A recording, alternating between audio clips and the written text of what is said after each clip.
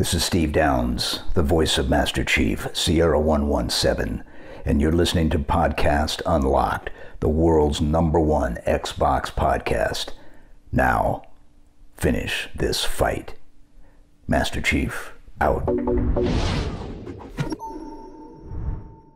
Welcome, friends. It's Podcast Unlocked, episode 483 of IGN's weekly Xbox show. It's February 23rd of 2021. Ryan McCaffrey joined, as always, by Miranda Sanchez. Hi, hello. We're both like earbuds pals this week. Yeah, I couldn't do the cans anymore. I think, like, I already have this horrible head and face that, like, the giant headphones. It's like, no, I can't. So these are Astros. They're like little Astro makes some nice in-ear ones. So I thought that's the way I would go. How about you? What do you got rocking over there? These are the cheapo Sony, like $15 or $20 ones that they sell. Very easy to replace. Yeah. I love them. I've actually had these for years. So nice. I just needed a break from the cans because they sit on my jaw in a weird way and it hurts. Yeah, can't beat that. Cam Hawkins, good to see you. Good to see you guys. How's everyone doing? Well, I know you're reeling a little bit because Gears of War on their official account yesterday tweezed? No, they don't. That's not what they did. They didn't tweeze. They teased on Twitter. That's why my brain did that. What turned out to be Operation 6 for Gears 5, but they did it, Cam, in a way that I think was cruel to Gears 2 superfans like yourself, where they showed like a close-up of what looked almost exactly like the Gears 2 box art, a portion of it. Yeah, yep, the way Marcus holds the gears. Man, the cog tags, hurts. yeah. The cog tags, yeah. Yep. It was very disappointing. Yeah, Gears 2, one of my favorite games of all time, and I think the best Gears game that still to this day. And but maybe one day.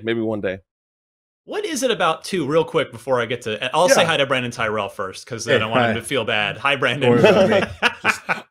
Just personally, I think the campaign is super memorable. A lot of incredible moments, just like going through the worm, and like I remember just like the corpses are coming out of the wall. It's when you're in the tank, and everything that happens with Ty, everything that happens with Maria is just like I don't know. It's just in my opinion, one of the most like memorable shooter campaigns from a narrative standpoint. And I think that I think it's one of those things that Gears of War I feel like gets a bad rap because it's just like all big muscle man dudes, like meatheads type criticisms, but I think it's just one of the most impactful campaigns, like from a shooter and from an emotional standpoint, that I've ever played. And so I would really like any excuse to go back and play that campaign again. Like I've considered playing through all the Gears campaigns right now anyway, after I'm done with Halo. But like if they just did a fresh new coat of paint on that campaign specifically, it would just be great.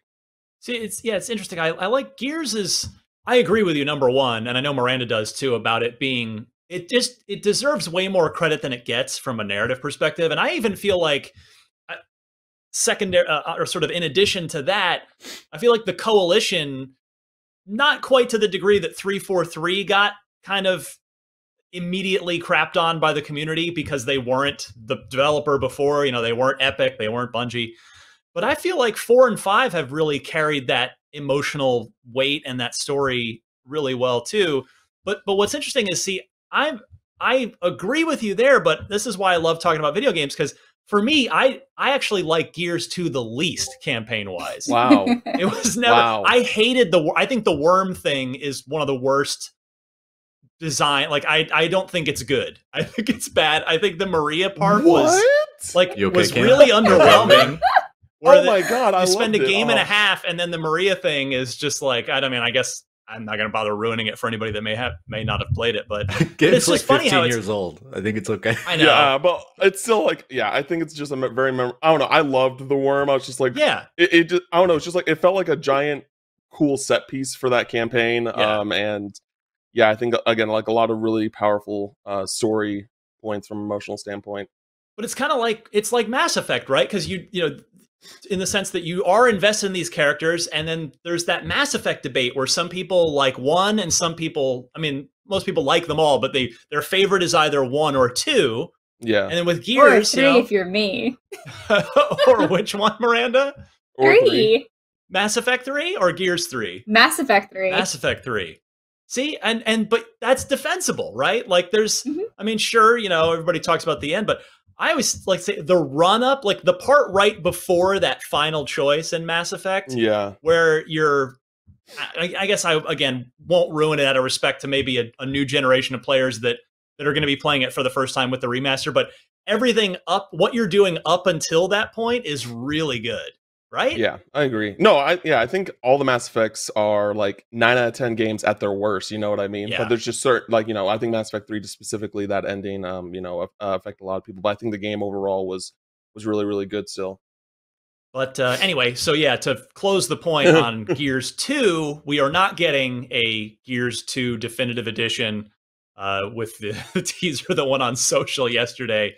It is Operation 6 for Gears 5, even though the art they used to tease it looked exactly like a key portion of the Gears of War 2 box art. I thought maybe there'd be FPS Boost for Gears 2, but which we're going to talk about FPS Boost here in a few minutes. But actually, real quick, before we do, programming note for everybody.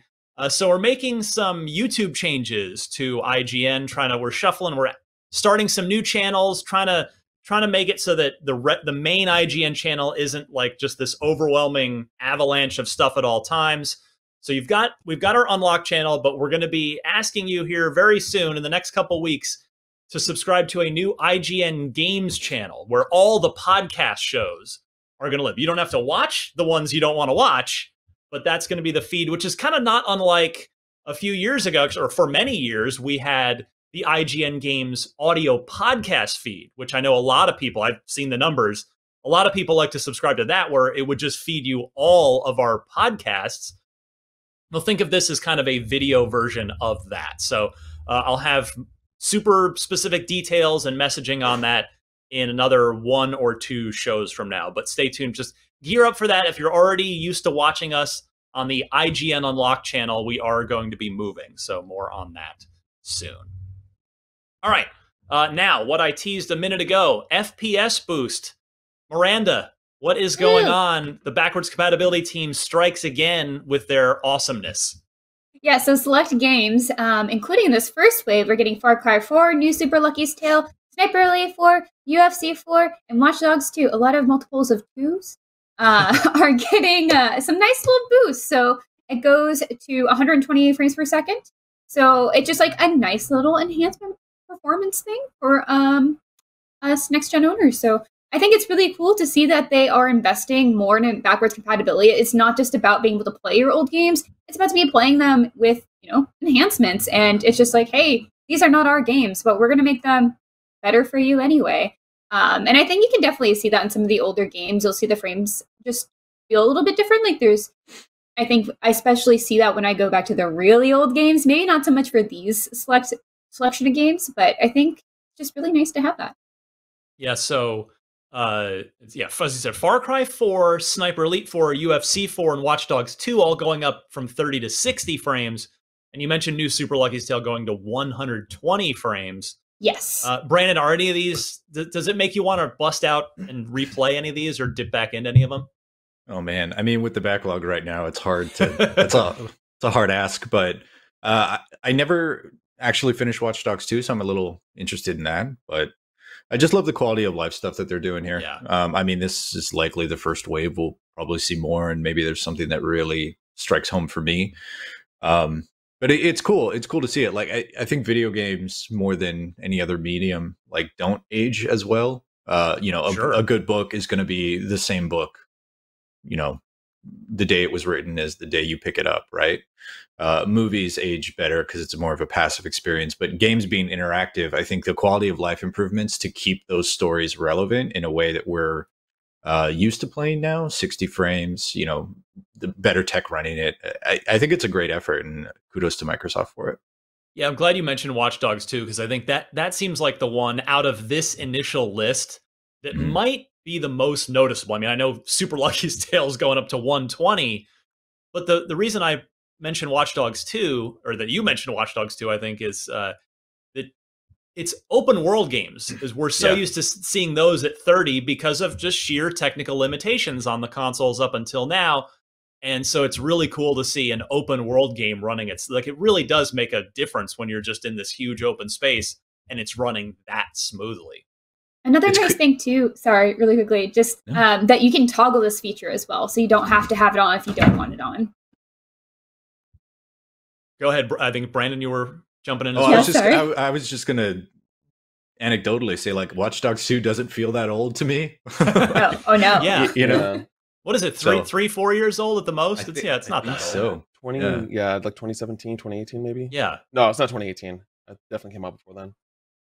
But still, the later part of the Xbox One generation. So not an old game getting a nice boost there.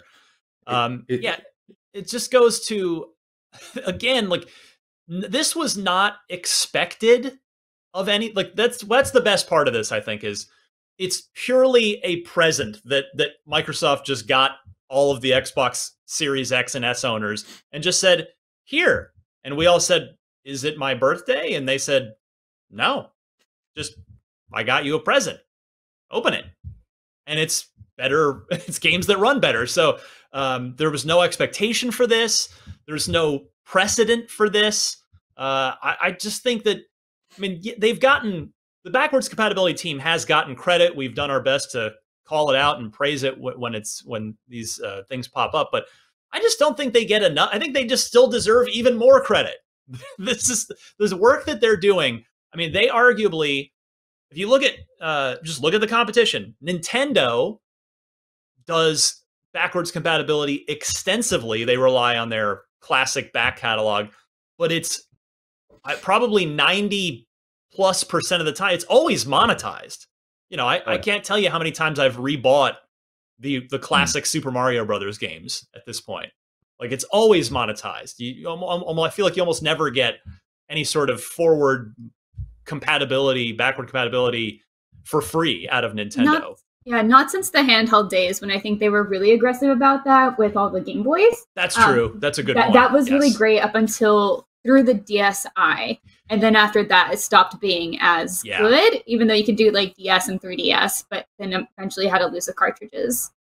Yes, thank you for that's a good. Your memory's better than mine on that one. And then Sony, like, they're getting there. They're doing some good stuff, but I mean, I think it's very fair to say that Microsoft is dragging Sony kicking and screaming into the backwards compatibility era. I'm not sure, that Sony would have really volunteered to do much without Microsoft setting the standard on that. So kudos to the backward compatibility team at Microsoft. They continue to do awesome work. Hey, Brandon Tyrell. Hey, what's up? Hey, you like Diablo just like I like Diablo. Let's be friends. Oh, is there Diablo news, Ryan McCaffrey? Diablo. Would you please tell me what I've been waiting to hear for months, if not years? I was trying to think of something funny, like Bruce Springsteen throwing out the first pitch of a Cardinals game or something like that. Why he eats a slice of Tony's pizza, but that also sounds fantastic. By the way, more to the point, it happened finally. Not even death can save you from me. Diablo 2 Resurrected was officially announced during BlizzCon line at the opening ceremony on Friday. Kind of, the worst kept secret. We knew it was going to happen. We didn't know when it was going to happen. But it is a long time coming. I know lots of folks love Diablo 2, Ryan included, as one of probably the pinnacle of the series for them. Diablo 3 changed a little bit of the format. So what's really exciting for me is like just watching the side-by-side footage. I forgot how bad that game looks, by today's standards. Old. Yeah. Yeah. Old, bad, It looked great at the time. For sure. Yeah, it absolutely did. But just seeing the sort of remake elements that they brought to it. And what I'm really stupidly excited, because I'm a big lore nerd, especially for like, Gothic fantasy, high fantasy, all of the cinematics are going to be redone, but I think they're keeping the voice actors' performances. So yeah, and shot for shot remake of them too. So they'll just be exact, but look modern and new. Yeah, I can't wait to hear Marius just whine and cry for like 12 hours. So good. I'm very, very much looking forward to this. Ryan, why don't you chime in? Because there's other Diablo news too that we can save for later. Well, hold on. I want to savor this first. This is so good. No, yeah. Chime in on this one before we move on. Yeah, I mean, it's this. I said this, and you all laughed at me the last time we talked about this. I think it was when Vicarious Visions, the primary developer behind this, got folded into Blizzard to lead this effort, and I was saying that this could be, not the thing I vote for necessarily at the end of the year, but this could be my personal game of the year. And you mentioned that you liked seeing the sort of back and forth elements from the old to the new, Brandon, in the trailer. And I will say, so far, this is making me super optimistic. Like it's the new layer looks really good, and similar to Halo 1 Anniversary, or similar to the old Monkey Island Special Editions from the 360, you can press a button and go back to the original graphics at the touch of a single button. But the new layer, it's a 3D layer on top of the original 2D layer, but it looks really good. I mean, it's not like, it doesn't look mind-blowingly 2021, like built from the ground up new, but it looks like it really modernizes Diablo 2 very well. They're keeping like all the classic sound effects, like when you slot a skull into something and all that. So they're not touching any of that stuff, but they are adding a few little quality of life upgrades. Like you can again toggle on, just like with FPS Boost, you can toggle on the auto gold pickup, so you don't have to click on every single. Or I guess on the Xbox, it'd be physically like moving over every single item and pile of gold. You can just have it vacuum up if you're near it, next to it. So stuff like that. They're putting in a shared character stash. So because Diablo 2 is a big problem where that didn't exist, and people would make mule characters just to offload stuff onto. So you won't have to do that anymore. So this seems like it's being treated with a lot of reverence. It's, of course, our friend Rod Ferguson, former head of the Coalition, who moved over to Blizzard. And Rod is Mr. Diablo now. He is the executive producer of the entire Diablo. Like, he is the devil. He is Satan. Wow. Rod. Dang. Just taking that joke to the natural conclusion. Crash and burn on that one, but it seems cool. Like I watched the fan Q&A on day 2 of BlizzCon line, and like they are really putting the thought and effort into it, to parrot what you were saying, like all the quality of life stuff that you had talked about. But it's really awesome to see like 15 years of game design, especially in the isometric action RPG genre, like Diablo 3, make its way back into Diablo 2. And it's going to be on BattleNet now, which means, it's going to be a little bit more stable and secure. I don't know. Yes. Maybe I'm dating myself here, Ryan. You likely remember, but Diablo 2 was like infamous for duping items. And oh yeah, a lot of cheating. A lot of bad things happened online. That was the last Diablo that had a true like PvP element to it. When D3 came out, there was talks about an arena and a full PvP suite, and that just basically evaporated with the auction house. So I'm very, very curious to see how it works out. But if all of the quality of life improvements, or the majority of them, that we've just come to internalize with Diablo 3, because I have played hundreds of hours of Diablo 3. Yeah. If those make their way into D2, I think this is easily on the list for like best remake remaster of the year. So we'll see how it turns out. It's too soon to talk about, obviously, but like the potential here is really, really good. And I believe it's $40 too. They're not charging full price for it, which is it is reduced. It's a welcome thing. Really good. And there was something else I was going to say. Oh, just that it's out. So people are wondering, all right, well, when is it out? They just said later in 2021. So assume the fall. And if it's any earlier, be pleasantly surprised. They already missed the 20th anniversary of Diablo 2, which was last year. In fact, I wonder, Brandon, you got to figure they were probably initially aiming for that, you would guess, right? Before the pandemic hit, and there were rumors that I think it was a Jason Schreier story that there was a lot of internal development strife, and that's why Vicarious was brought in. But I would imagine that they were initially targeting the 20th anniversary for this last year. I mean, I can't speak. I don't have enough information to speak to it, but I mean, they did hit Blizzard's 30th anniversary, and that's a pretty big milestone. So That's true. That's true. Yeah, I'm not sure. Cam, are you a Diablo guy at all? Any of them? I played Diablo 3 and then Spiders came up. I'm like, oh man. Oh yeah, that's right. I was just like, oh yeah. Right. But it's one of those things where I really want to see if I can like push through, because like Diablo definitely feels like my kind of game, and I would definitely put a lot of hours into it. So who knows? Maybe I'll give Diablo 2 a shot, because Diablo 2 is just like such a notorious game that I feel like at the very least I want to at least give it a try and see, you know, because you can play with friends and be like, oh, I can have friends help me get through this section and things like that, which is nice at the very least. So I'll probably like take a look at Diablo 2 when it comes out for sure. Well, I will happily play co-op with you. I would be delighted to run it with you. I tend to play Barbarian. I don't know which class will appeal to you the most. Okay.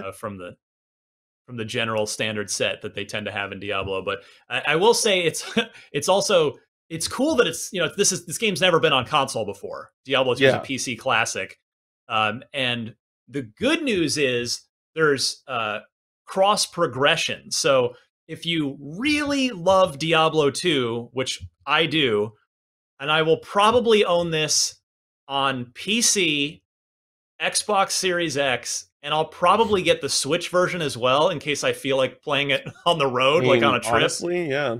And so your saves will, you know, your characters will follow you on whichever platform you're going to. So that's nice. But the bad news is it's I guess the PR way to spin it would be to say it's pandemic friendly multiplayer, in that it's online only. There's no local multiplayer with this. The original never had it, so they didn't add it. I don't know if that was a technical limitation or just a design choice or a time schedule budget choice or what. But it is up to eight players online, but it's just online play for that, which is unfortunate because I know, Brandon, you know, I think you and I played some Diablo 3 when that came to the Xbox One. We played that in the office together right on the same TV, and it was awesome. Yeah, it actually, I was super skeptical. I was super skeptical because like, how does that work, right? Like, how do you have two characters on the same screen without, you know, leashing you guys? And actually, I think there's a reason that they didn't use local for Diablo 2. Because in Diablo 2, your character is the center of the frame always, no matter where you move. Right. Which means that, you know, that's a really awkward sort of experience when you have two players playing at the same time and you're used to being in the center, or like that's just how the game tracks your characters. So how do you do that for two people, right? So I believe that's why they didn't do it. But you know, would love to see local co-op, but you know, technically it sounds like it's not possible, or at least the fix for it isn't a good user experience. So I'm happy to have my online buddies to play with. Now, Miranda, it's kind of adjacent to Dota 2. Would Diablo 2 be up your alley? Wow. Just anything to get her in the door, huh? Well, you know. Speaking of Dota 2, Dota animated series. Oh, okay. That's all I have to say. Sorry. Netflix, right? Yeah. I'm so excited. That was the news of the week for Miranda. That's true. As it should be. I would be stoked if my favorite game got a Netflix show. That'd be great. Yeah. Big surprise. I mean, you call me to elaborate, I will. Where's that Diablo series? They did it with Castlevania and it works. Well, I guess we'll see how that Showtime Halo show turns out in the end, if it ever comes out. All right. One more BlizzCon note. The Blizzard Arcade Collection was one of the BlizzCon line, which is a name I'm not signing off on. I refuse to sign off on that. BlizzCon 2021 announcements announced and released immediately. It is a re-release, a $20 package of 3 of Blizzard's oldest games. In fact, it might be the 3 oldest Blizzard games: The Lost Vikings, Rock and Roll Racing, and Blackthorn. Now, I think I've only ever really played Blackthorn out of these. I don't know if anybody else can pipe in if any of you have played the other ones, but Blackthorn was kind of a cool, like side scrolling shooter that was I remember being pretty like dark and violent for the time. Yeah, I didn't play Black. The only one I've ever played of these is Lost Vikings. Okay. And that might have been a remaster or something, or not a remaster, just a port to a different platform. But yeah, it's cool. Like, I think that the silly as it is to say, it kind of reminds me of like Sackboy almost, where like each of your Vikings had different things to do to help you traverse. Actually, kind of like Mega Man as well. But I always found like the story and the development of Lost Vikings more interesting than the actual game. But I'm glad they're coming out now.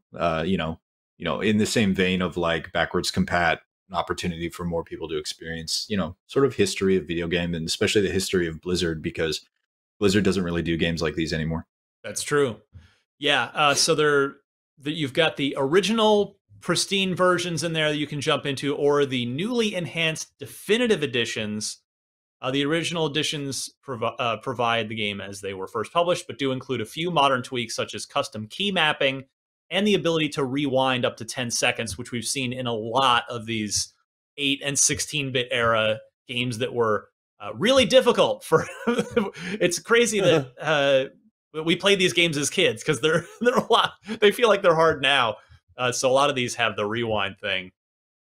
And then the Lost Vikings and Blackthorn have a watch mode. This sounds cool.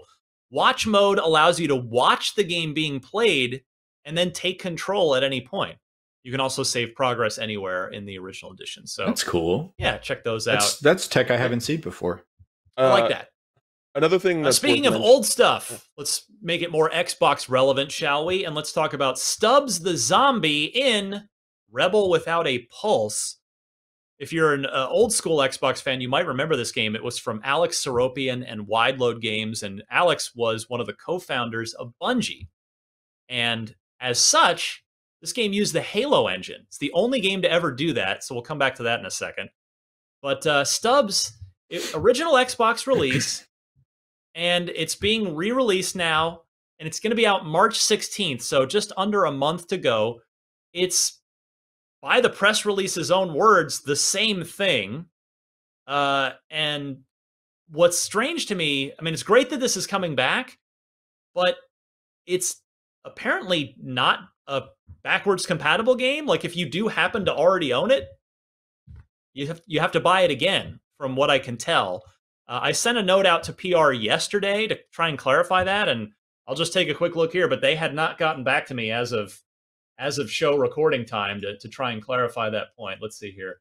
Nope, nothing in my inbox about it. So assume that you have to buy it again if you do happen to already own it. I mean, I imagine that's probably not a large number of our audience at this point. I mean, I know my original Xbox game collection has dwindled. I don't know if where half of them are anymore, but did any of you ever play this back when it was first out? No, a lot of nodding heads. Yeah, Nope. I mean, by all accounts, it was a good game, not necessarily like a classic, like an original Xbox classic, but a good game. It had a comedic element to it. But I mention this not only because it is tracing back to an original Xbox game, and not just because it might be the first instance of effectively paid backwards compatibility that we've seen on Xbox. After we just got done, we praised the backwards compatibility team. But here's this, it's not their fault. This is the publisher, Aspire. This has nothing to do with Xbox. Yeah. I mean, nothing. This is just a standard port. Like, a publisher got the rights to it and is porting it for new platforms. Like, you know, But I don't think there's much here. You know? Well, except for, and I'm glad you mentioned though, because it seemingly didn't. There's no like, I could understand if somebody new had acquired this and said, okay, well, I own this now. Kind of how like THQ Nordic has like gobbled up a million IPs, and they put out like the, Red Faction Guerrilla remastered edition and all that stuff. Yeah. But it's the same publisher. I looked it up to make sure. Aspire published it when it originally came out. Oh, so they already have the license. So there's no, I guess they just want money for this rather than, going through working with the compatibility team it's not to say that they can't make money off it or shouldn't, but at least make this available. Make it a backward compatible game for the people that might still have the original disc. So that's kind of annoying. Are they doing anything original these days? Aspire? Yeah, or is their business model, and I mean it's a legitimate business model to take older games and port them to different things that didn't support it. Yeah, it looks like they did KOTOR on phones, on mobile. Yeah, I think that's mostly what they do, right? I mean, granted they used to do original stuff when they first published Stubs the Zombie, but yeah. I think you're right. Like when I think of them now, I think of them as a port house. Yeah, they do Civilization to mobile, Jedi Outcast, Star Wars Racer. Yeah, this sort of their shtick, and that's cool. I mean, if people are employed and everyone is happy, that's great. Do I think we need to play Stubs the Zombie again, the original game on current gen? I don't think so, but with no real enhancements whatsoever. But it's out there, and it's a thing. If you want it, you can pay for it. I don't think it's hurting anyone, but it's strange to see, especially a game like Stubs, right? Because I'll admit I never played it, but sentiment I have from talking to you and Dan is it was very fine. Yep, that's a good way to put it. But yeah, coming back to the one little sort of trivia nugget is about it being running on the Halo engine. It was the only game, the only non-Bungie, non-343 game, non-Halo game, basically, to ever run on the Halo engine. And this re-release is also coming to PS4 and Switch. So I would imagine Bungie probably never thought back when they were making Halo originally, and then Halo 2, and they were owned by Microsoft, that one day the Halo engine would be running on the PlayStation and on a Nintendo platform. So it will continue to have a fun little trivia element to that game. Where's Destin when you need him for this next story? But I will look I will look to you guys on this one. Bungie has started an expansion of its studio headquarters, with a new facility being built to focus partly on creating new games that aren't Destiny. So Bungie announced this themselves, an expansion plan. They're going to increase Bungie's headquarter footprint from 84,000 square feet to more than 208,000, so about 2.5 times. They're estimated to finish this by next fall, so it's a long construction project, and it is part of their, quote, commitment to the long-term development of Destiny 2. However, the studio also plans to use the new space to, quote, tell new stories in the Destiny universe and create entirely new worlds in to-be-announced IPs. Particularly, Bungie plans to, quote, bring at least one new IP to market before 2025. So they're kind of aiming for the middle of this current generation that we've just started. Back in June of 2020, job listings were found suggesting the studio's new IP will be comedic and feature whimsical characters. And as reported by PC Games N, at the time, Bungie filed a trademark for something called Matter back in 2018. Boy, Bungie likes their one-word titles, don't they? Marathon, Halo, Destiny, Matter. Yeah. Which may be related to this new IP. Also, they're branching out and trying to get into the transmedia space as well. They hired a woman named Pamela Kaufman to its board of directors, who previously worked on licensing and merchandising of Viacom, CBS's portfolio of brands spanning Nickelodeon, MTV, Comedy Central, BET, CBS, Showtime, and Paramount Pictures. So they might be, getting out into TV, film, comic books, et cetera, et cetera. So new IP from Bungie. Cam, what would you like to see from Bungie? Oh, man. I mean, it's easy to say like a Western RPG would be great. That would be really fun. Even though we have plenty of those, but that's always a good safe bet. Really, like I'm really open to anything. I'm just happy that we're seeing Bungie work on things that aren't Destiny. Like, I think Destiny is great. I just personally have kind of hopped out of it since the beginning of Destiny 2. I was a day one Destiny fan, played throughout the entire lifespan of Destiny, and then Destiny 2 just kind of I don't know, it felt like a step backwards and forwards. And I know that's a lot better now, but there's just so many games to play and just so little time. So I kind of want to jump back into Destiny 2, especially with like Vault of Glass coming back. Yeah. But regardless, I just want them to be able to work on other games, because that are just a single player experience, or like, just isn't a games as a service, hopefully. So that's just like my personal hope, is just it's something that is more like short and sweet, and then they can work on another game, and while still being able to support Destiny as well. Miranda, where do you land on this with Bungie's future? I think Bungie does a really good with their job with their writing, and honestly, I could see Matter being some sort of standalone space adventure. I think notice that they said Worlds and to be announced IPs being plural. I could see them doing this other group of developers being those standalone stories that are kind of like maybe these really fun, goofy space stories. And honestly, I'm always down for that. I think we get a lot of very serious, drama-heavy games. And you look at things like, ooh, sorry, cat's being excited about me moving my hands. Work from home, guys, still happening.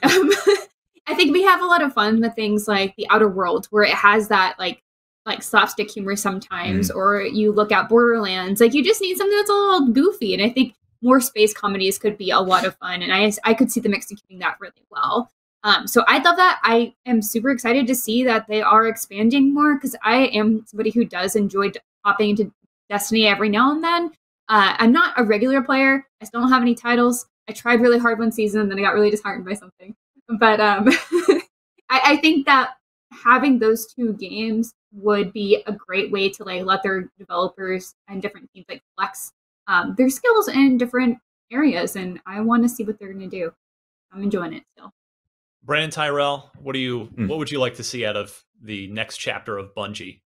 I kind of actually nervous because I think Miranda might be in my brain. That's exactly what I was thinking as well. Like short vignettes, seemingly space. I mean, when I think matter, I think science, technology. So I could kind of see them going in that direction. It is going to be nice to see that team sort of flex into something that isn't Destiny, hopefully.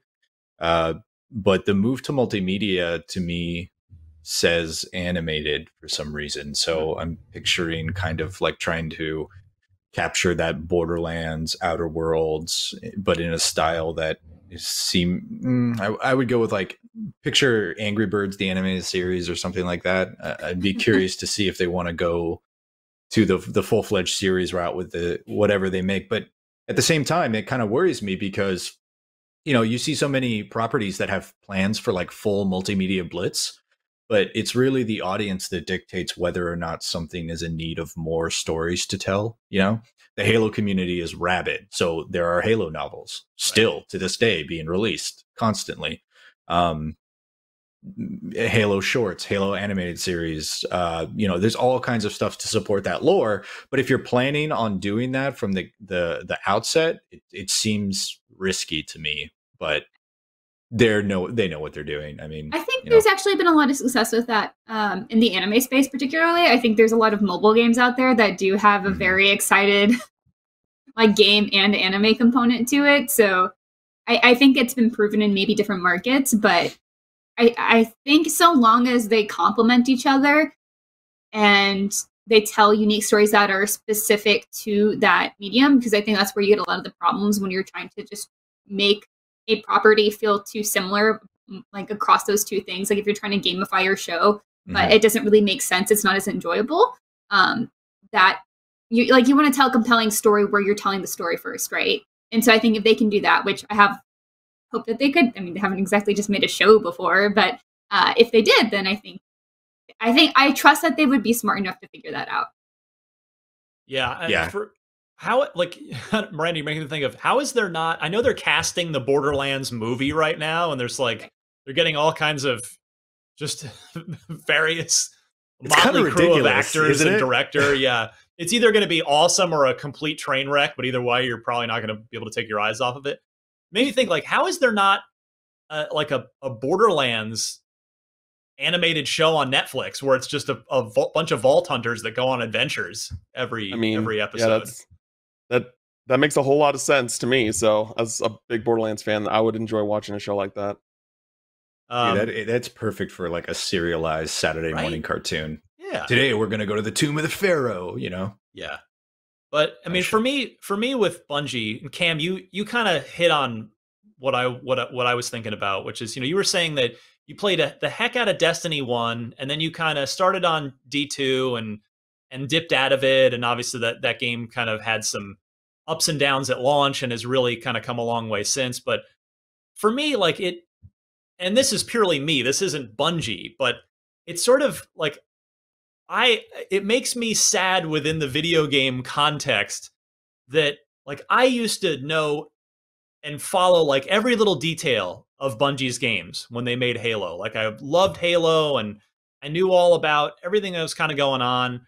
But by nature of the game as a service and specifically Destiny, like you almost have to be like, these games as a service are intentionally designed, not just by Bungie, by everybody, to be jobs. Like they want you playing their game all the time and never playing another game. Like just stay in our game, spend money in our game.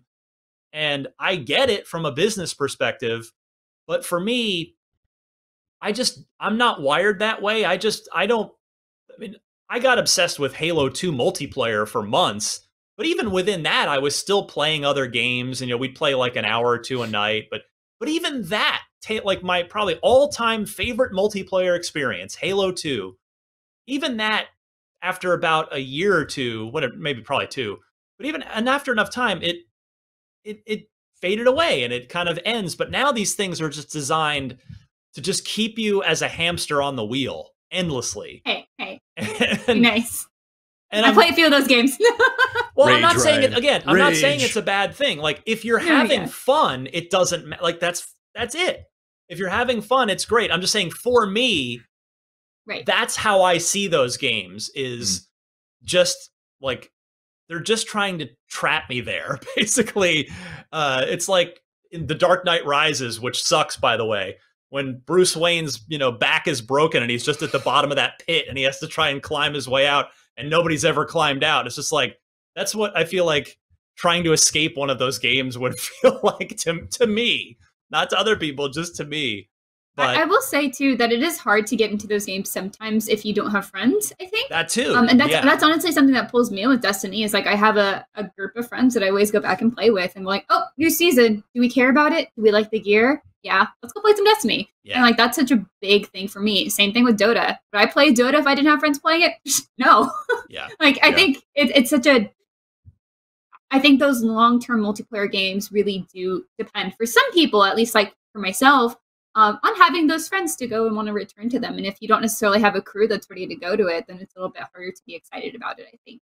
And that is a shame because Destiny still has that great Bungie first-person shooter mechanics. Oh, yeah. It feels so good. Yeah. And to not be able to play that, I think, is a shame for other people, maybe. I'm sorry. Yeah, no, and again, it's purely a me problem. Like, I played through the campaign of Destiny 1. I forget, I was like level 18 or something when I finished the campaign. And then for me, it was, and I enjoyed it. It wasn't the best campaign Bungie had ever done, and the issues with it have been well documented over the years. But then I knew, I could see right in front of me, like, oh, well, there's this raid that actually I got to play a snippet of. When we did an IGN first forever ago, before Destiny 1 came out. It was actually the second IGN first we ever did.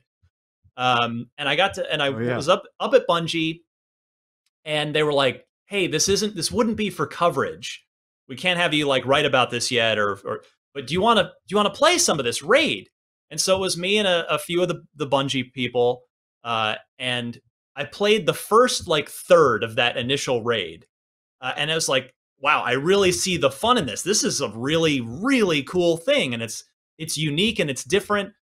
But when I finished the campaign, when the game came out, and I was level 18 and needed to get to like 26 or something to be able to be raid ready, I just didn't want to go through I didn't want to be on the hamster wheel. So again, some people get a thrill out of that. Like, yes, I'm going to do this. I'm going to get, better gear and all this.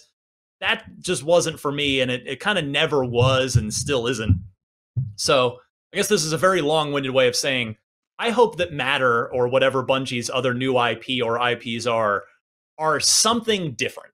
I mean, maybe it'll still be something that's not appealing to me in the end. And I get that Bungie has to evolve. They can't just be making first-person shooters that are the same thing until the end of time, or else who would want to work at Bungie? And, you know, I get it from a creative perspective, but I hope, I just personally hope that their next IPs are something different and not just another sort of the Destiny template, but in another universe. And that's enough for me, I think. Everyone's already unsubscribed. They're already gone. Unlocked episode 483, the one where Ryan yells at games as services. Oh, I'm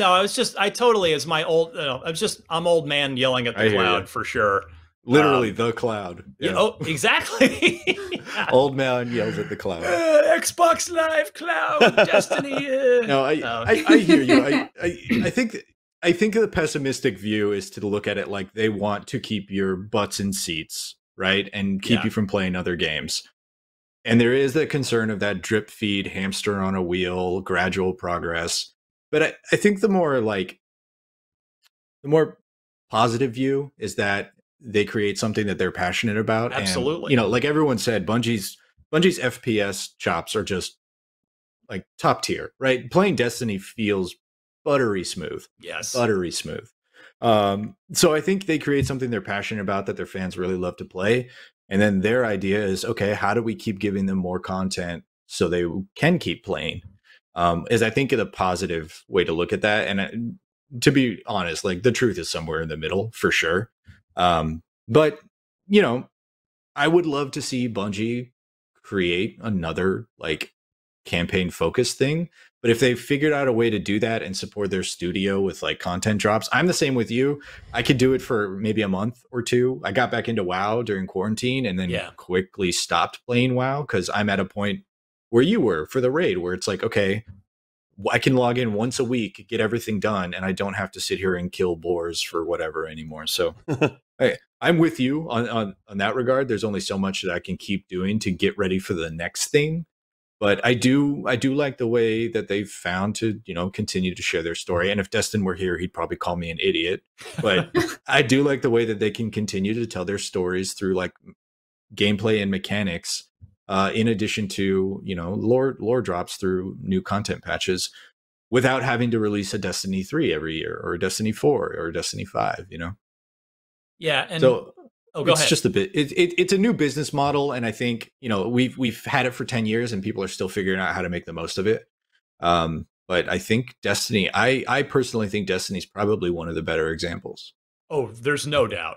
Yeah, there's no doubt about that. And I know, you know, and like I'm 40 at this point, and I know when I was in my teens and early 20s, I had a lot more time. Like I probably would have welcomed something like a Destiny when I was closer to that age, and I probably would have like had the time and wanted to put in the time, and you know, I'm just a little, you know, my life's a bit different now, and and that's not to say that there aren't 20-year-olds that don't want to get on the hamster wheel and do Destiny, and that there aren't 40-year-olds that don't, because there's plenty of each that do, and but yeah, it's just sort of, it's interesting to see these new genres evolve, you know, and see kind of, but there is definitely, and it's not just games as a service, it's not just Destiny at all. There more and more games, publishers want to keep you, they just want to keep you playing their game. It's like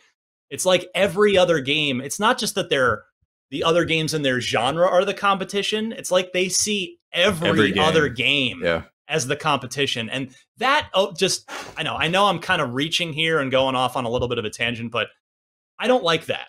I just kind of like, I mean, I don't know. I like my games like I like good books, where they're more or less solitary experiences that I can kind of get lost in, but that they have an end. And then I move on to another one because there's 7,000 other great ones. But so I hope Matter is maybe will cater to me, although I think the odds are pretty low considering that Bungie is built. There's talent, their infrastructure, they are built to make games like this. But either way, at least it'll be a fresh opportunity to to see something new, and I'll be looking forward to that. Cam, am I? Do I sound like an old man right now? As speaking as a young guy yourself? Just smile and nod. No, not really. Again, like I'm kind of the same way. I like there's some like I really want to catch up in like Final Fantasy 14, you know, and with the new expansion coming out. But it's just like I don't have the time because there's all these other games I want to play, and that are like you know, they're kind of like one and done experiences. So like, and there's so many games nowadays, even games that are kind of like that, where they try and find ways to like implement microtransactions, like this content to like keep you playing, like Assassin's Creed Valhalla, like, you know, for example. So I get it. Like I get where you're coming from. I don't think you're sounding like an old person to me. It's just, you know, that's just your preference of what you want to spend your time playing games, and that's perfectly fine. There are people that play League of Legends and that's all they play, and it's just like, I don't get you, but go off, like have fun as long as you're enjoying yourself. So I think you're fine, Ryan. I think you're fine. Thank you. Miranda, you want to call me an old man before we move on to the next topic? Sure, you old man. I'll do it. I had it coming. No, it's totally understandable. Yeah, this is a topic we could really go into forever, but yeah, there's probably a whole show in this, but and it'd be fun to even talk to somebody at Bungie sometime about it too, and kind of get how they try to, you know, weigh that balance, which can't be easy from a game designer's perspective either. All right, well, let's talk about, we've got a couple more topics, plenty of time here. Games with gold for March. Miranda, what have we got coming up? We have Warface Breakout. That'll be available March 1st to March 31st. Then we have Vicious Attack Llama Apocalypse. That'll be March 16th to April 15th, my birthday and tax day. Feel free to do your taxes. The Metal Slug 3, which is going to be available from March 1st to March 15th. And then Port Royale 3, which will be available March 16th to the 31st. Warface Breakout just sounds like a skin problem, doesn't it? Jesus. Yeah. I mean, you can't put face and then breakout right next to that. It's just not a good. That doesn't make me want to play that video game. It makes me want to just look in the mirror and see what's wrong, see what's going on. Warface Breakout, man. That's one lone dermatologist alone in the apocalypse. Oh no. I'm now designing that game in my head as you're, right, I'm waiting talking. For a big VO drop here. I feel like you're getting ready. It was after the apocalypse. They were all dead except for one dermatologist. Yeah. Warface Breakout, y'all. Vicious Attack Llama Apocalypse sounds like just what kind of fresh hell is that? Actually, I think I saw a picture of this on Twitter. It was a mech surrounded by like llamas everywhere, and it was gory and bloody and gunny and shooty. So see, yeah, at least the title alone tells you it's self-aware, right? It knows. Yeah. Whereas Warface Breakout's like, I'm very serious and I'm taking myself very seriously, even though I sound like an acne problem. Warfighter. I love how you sounded like what's his face from Dodgeball, Ben Stiller's character. Your voice was just one for one of that. Nobody makes me bleed my own blood. Oh man, now you're making me want to go back and watch that movie. It looks like it's a twin stick shooter. Excellent, as it should be. It sounds like a twin stick shooter. Yep. Yeah, it's a twin stick shooter. You're in a mech. It looks co-op because there are two different color mechs, and there's just llamas everywhere in the what appears to be Detroit. I think before or after the apocalypse. Llamas, but I don't like fighting llamas with machine guns. I think these are bad llamas, though. Yeah, but I still feel bad for them. What if it's just llama's time to inherit the earth? You know, I don't know. There's some serious llama drama in this game. Oh. Clearly, you expect us to just lay down, let him take over? No, we have to fight. It's like a losing cause. This is a really weird line of thought, but did you guys see Napoleon Dynamite? Yeah, many years ago. Yeah, Yes. You know, when time like ago. when Tina's supposed Tina? to eat the food, and Napoleon's just like yelling at her to eat it. It's like these are the descendants of Tina, and she felt slighted that day.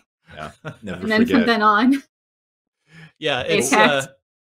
Vicious Attack Llama Apocalypse just sounds like somebody had a weird like fever dream and then woke up and was like, this is going to be a great video game. And hey, that's great. All more power to you.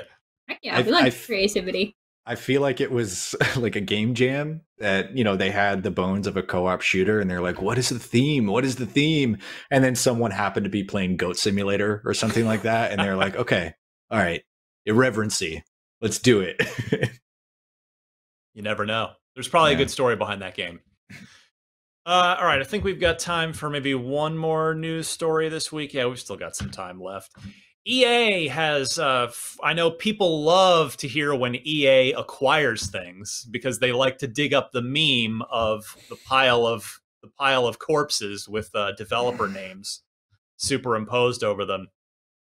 EA has formally completed its $1.2 billion acquisition of Codemasters and has confirmed to IGN that it will be treating the company's studios as an independent group, making their own games.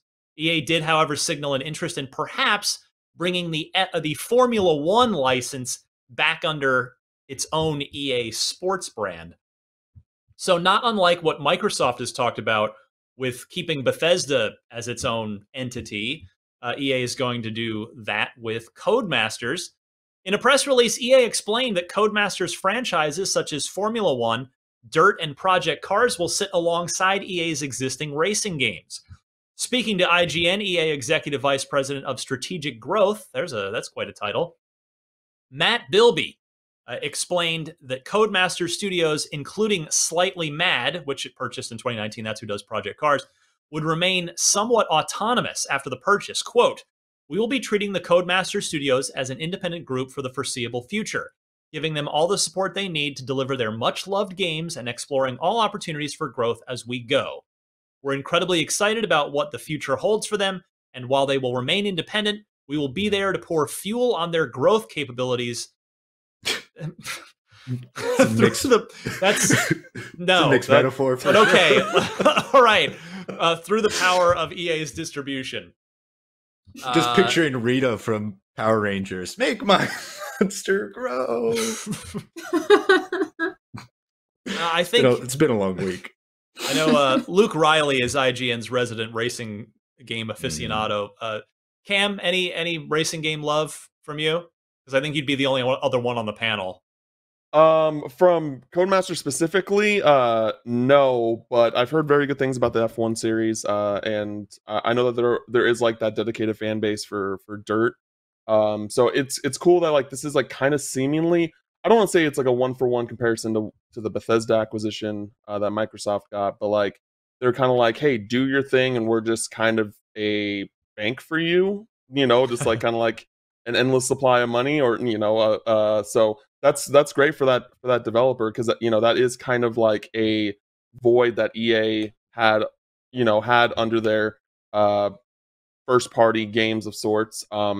So that's great. But it's not Split Second 2. That's what I want. I want Split Second 2. That was a great game. Yeah, that was fun times. I do miss that one. And Blur, which came out at the same time. Yeah. Also good. Blur was also really cool. Yeah, both did not last, sadly. Nope. But both those studios shut down, which was even worse. Yep. But yeah, so you're right. I mean, it's EA. When you think of EA and racing games, it's really just Need for Speed, which used to be just an annualized franchise like Absolute Clockwork, and that's slowed down in recent years. But yeah, EA clearly still very much a believer in racing games.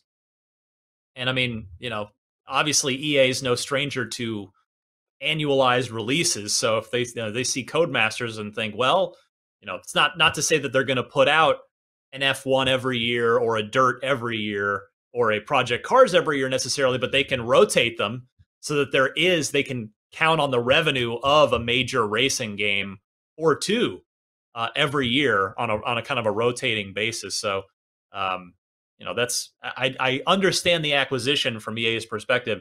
the thing that I now ask for, nay, demand from Electronic Arts. Y'all have so many racing games, you have no more excuses. You will give us a new AAA caliber Burnout game. You will. You will. They need to do it. Please do it. Please do it. Anybody save me from this segment? You need the seductive eyebrows. Go. Yeah, well, that was the next step, I guess. But yeah, like, come on, let's get one of these teams, in all seriousness, to somebody do Burnout. For God's sake, let's go. There's no more excuses. Yeah. How many racing series does EA have now? Like 5 or 6? Do they still do NASCAR? No, that's not them. That's somebody else. No. Yeah. So Need for Speed, Formula One, Dirt, Project Cars. I feel like there's another one. There's something else. Grid. You're right. Thank you. Grid is under the Codemasters label. Yeah, a lot of racing games. I got a lot. Yeah. Honestly, I honestly completely forgot the Need for Speed. Like, that's just how much I have paid attention to Need for Speed in recent years. But yeah, I forgot that was an EA game. So, but like, at least at the very least, they have this variety. You know, like Dirt is a very different racing game from Need for Speed. F1 is very different from everything. So it's nice that they the very least there's like this variety that they have under this hood when it comes to the racing titles that they have. Yes. All right. That'll wrap it up for the news, but we've still got the loot box and the unlock block trivia segment. So let's start with the former there. True from Tennessee is our Yappa video featured guest this week. True, take it away. Hey, what is happening, Unlock crew? True here from Tennessee. First off, I'd like to show my appreciation for all of you who keep this podcast going during a worldwide pandemic. Now, I am not a big sports fan, but with MLB The Show coming to Xbox, I'd love to give it a try if it were to come to Game Pass, even if it's a few months after release. My question is, do you think PlayStation would use this game as an opportunity to see how beneficial a game going to Game Pass could be in an effort to study a potential true to Game Pass PlayStation subscription? As always, keep it true, respectful, original, keep it true. All right. Could the crew hear that through vMix? The audience did. All right. You guys heard it good. So, yeah, this is, I wish. I wish. Go ahead, Brandon. Wouldn't it be nice? No, it's not going to happen. No. I mean, first of all, let me just say, True, I want to show my appreciation for that awesome sweatshirt. I don't know if that's a Dark Souls Dark Sun or just an Eclipse, but I need to get me one of those. I don't know where you got it. Secondly, this was not something that was dictated by any of first party. This was dictated by the license holder. So the MLB actually said, like, hey, we're missing a huge chunk of the audience because, you're only putting it out on the PlayStation. So you need to open this up or we're going to rethink our license. Right. That's why it's happening. And when I first read the story, part of me was thinking, like, what does that mean for other license holders? But I believe this is the only major license that's being developed for a first party. Can you guys think of any others? No, not with the major NCAA, sports. I mean, not anymore. Third party. No. Yeah. So no, I don't see this going to Xbox Game Pass. This was dictated by the MLB themselves. That, and I mean, think about if they did put it on Game Pass, that would kind of make Sony look bad in a way. It would immediately make them the least attractive platform, right? For not having having some, a similar distribution method for PlayStation owners who have, like a PlayStation Plus account or something. So it's Sony is not going to want to do that, and I mean, I'm sure MLB would probably love it if it were on Game Pass and give more, again, like you said, Brendan, more people access to the game, which is what they're looking for. But sadly, I would be absolutely stunned if MLB The Show were ever on Game Pass, at least until Sony gets their own competing service that's kind of an apples to apples thing. Yeah, and I think True did try to say that this could potentially be a way to test the waters for their own service, which You never know. I think they've already done. They don't really need to test it themselves. I think they can already see maybe what Microsoft is doing and how people like it. Like, I don't think you even need to have your own internal numbers to test that. And if anything, I think the closest thing to their own like sort of Game Pass test would be the PlayStation Plus collection, which was a feature if you have PlayStation Plus at PS5. There's a exclusive upgrade that got you like a slew of games that were just for free. So it's almost similar to that in a way, but not really. I think they don't need necessarily to test their games on, Microsoft service. I don't think they would ever play ball that hard. Yeah, I totally I like agree. the baseball reference there. Well played, Miranda. I appreciate that. I tried really really hard hit with that that one one. out of the park. I was honing my grandpa there. He would be proud, I think. Yeah, I think testing the waters is just them seeing Game Pass. Like they know. Can you imagine, all things being equal, understanding the market share and Sony coming off the generation that it just had? If Sony had a product equal to Game Pass, it would be the biggest thing on the planet, right? Yep. It would be huge. So yeah, I don't think they really need like a proof of concept outside of what they see Microsoft doing, but I don't see it happening. Well, True, thank you so much for sending in your Yappa video comment. And I welcome and encourage and invite everybody. I need more good Yappa loot box questions for the panel. Again, just any Xbox question that you'd like to see the panel discuss. So the way to submit that, you don't need a Yappa account. You can log in through any of a number of other things you probably already have one or more of, either Google, Facebook, LinkedIn, or Discuss. Or you could make a Yappa account, and you find it. The way to do this is go to the Unlocked 483 page on IGN. Just Google IGN Unlocked 483. Scroll down to the comments, and you'll see right above the comments, you'll see the Yappa, how to leave a Yappa comment. So do as True did, and we might feature you on an upcoming episode. All right, we've got enough time left to do the Unlock Block trivia. We've got about 5 minutes or so left. So Rello from Brooklyn, New York sends in, at first I saw this, I was like, but this isn't a good trivia question. But then I looked at it and thought about it more. I was like, no, this is actually a really good trivia question. Rello asks, which game did not run at 60 frames per second on the Xbox 360? And they're all fighting games, which you expect 60 frames per second out of, even on previous generations. So was one of these four didn't run at 60 frames on the 360? Was it Marvel vs. Capcom 3, King of Fighters 13, Mortal Kombat 9, or Tekken 6? So I think this is actually a really interesting question. Miranda, I'll go your way first. Okay. Let me pull up the scoring here. Just Miranda, my same energy.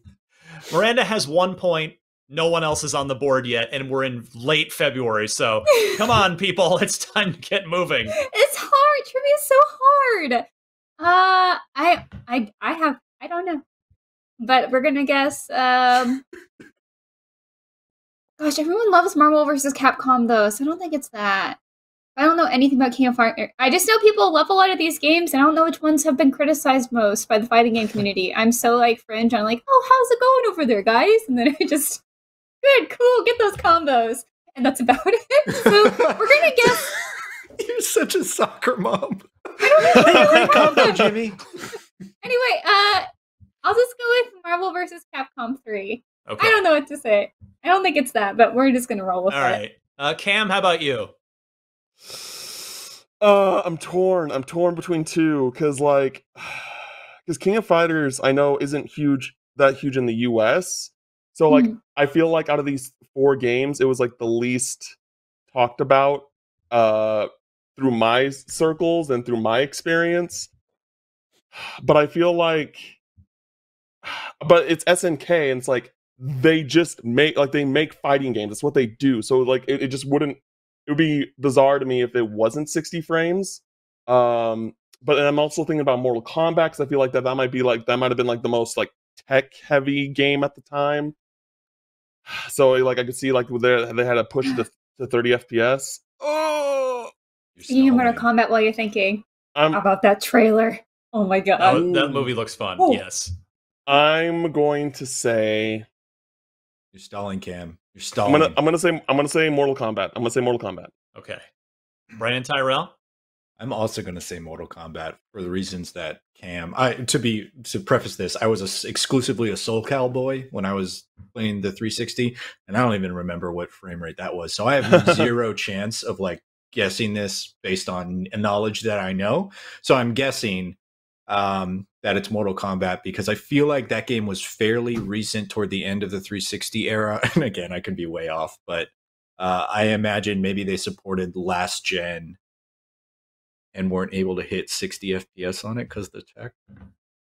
But that's just I like the thinking that's gone on with the group here on this one. We're wrong. But yeah, this is how Cam, he lets I was you down gently. I was rooting for you, Cam, to go with King of Fighters because it was King of Fighters. I was hoping they were going to be the one that it wasn't it because it's the one that you would think it was because you didn't know it as well. The panel is shut out. I might have to pick out a softball for next week just to get some points on the board. No, let's leave it this way. Let me win. Yeah, please do. Is Halo's main character A, Master Chef, B, Master Ref, Mr. Chief, Mr. Chief, right? C, Doug, or D, Master Chief, right? Rello from Brooklyn, well done. This was a good question. Upset. You stumped the panel. So upset. So good work on that. And if any of you out there would like to try and keep this, I mean, now I feel like the audience is like rooting for you guys to just get shut out the whole year. I feel like we're going to get... Is this like a Hearts situation where you just shoot the moon? I don't know. We'll find out. But I invite everybody to send in your Xbox trivia questions to unlocked@ign.com. Please include the question, the correct answer, and 4 multiple choice answers. And we'll play again next week and try this again. So with that, we are about out of time. I'm Ryan McCaffrey. You can find me on Twitter at DMC_Ryan. Miranda? You can find me on Twitter, Twitch, Instagram at Havoc Bros, and that's Havoc with a K. By the way, tonight I'm going to try to finish Psychonauts, either this week or next week. Who can say? Very exciting. Excellent. Brandon? I'm Brandon Tyrell. You can find me on Twitter at Brandon Tyrell. Easy peasy. Cam, Final Mix. Take us home, my friend. Yeah. You can follow me on Twitter at Cam Final Mix. I stream on Twitch, twitch.tv/Cam Final Mix. Brilliant. For super producer John Borba, I'm Ryan McCaffrey alongside Miranda, Cam, and Brandon. This was Unlocked 483, and we'll see you guys next week. I promise there'll be less old man talk. Doubt it.